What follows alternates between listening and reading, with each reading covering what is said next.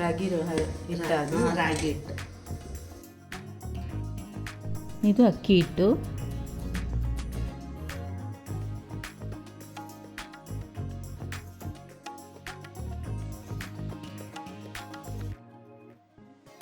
ರುಚಿಗೆ ತಕ್ಕಷ್ಟು ಉಪ್ಪು.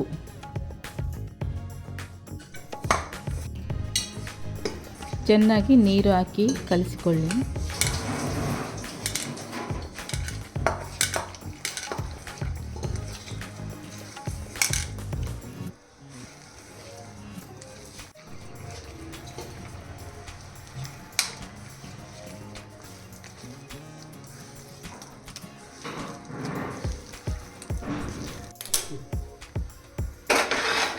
ಇದರಿಂದ ನಾನು ಸುಟ್ಟಾಗಿದೆ.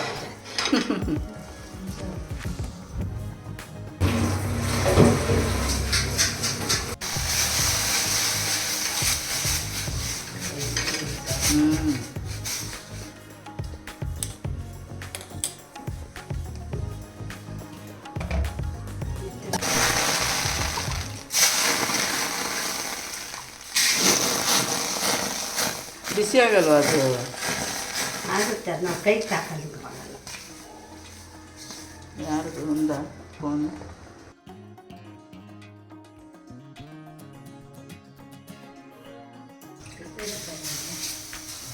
ಕೊಡೋದು ಮುಚ್ಚ ಕೊಡು, ಮುಚ್ಚಲದು.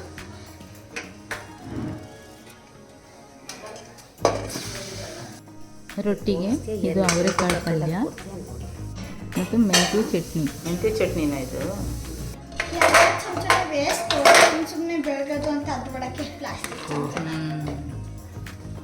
ಒಳ್ಳೆಯದು.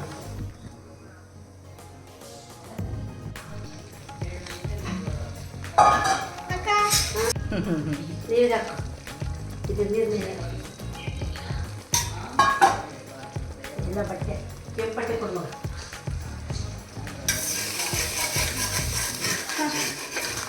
ಬಳಿಯ ರೊಟ್ಟಿ ಲಿಂಗಿ ಫೇಮಸ್. ಲಿಂಗಿ ಬಾಯೆಲ್ಲ ಕೇಳಿರೋದು ಬಳಿಯ ರೊಟ್ಟಿ. ನೋಡಿಲ್ವಾ? ಪ್ಲೇಟ್ ತಗೋ. ತಿರುಗಿಸ್ಬಾರ ಹಾಕ್ಬೇಕಾ? ಹಂಗೆ ಇಲ್ಲ ಇಲ್ಲ ಇಲ್ಲ, ಹಂಗೆ ಇಷ್ಟೇ.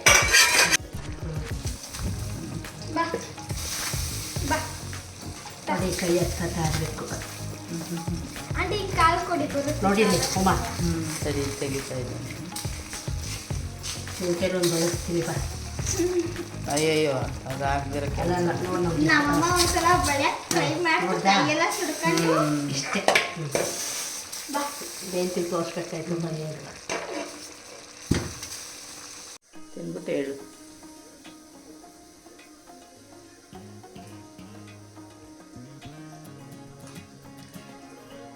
ಸೂಪರ್.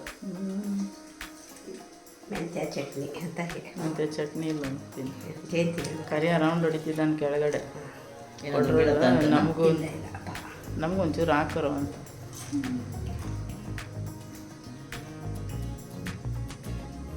ಚೆನ್ನಾಗಿ ಚೆನ್ನಾಗಿ. ಕರಿಯೋ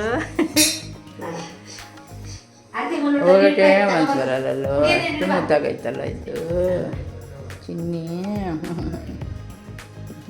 ಒದ್ದು ಕುಟ್ಟ ನಿಮಗೆ ಇಷ್ಟ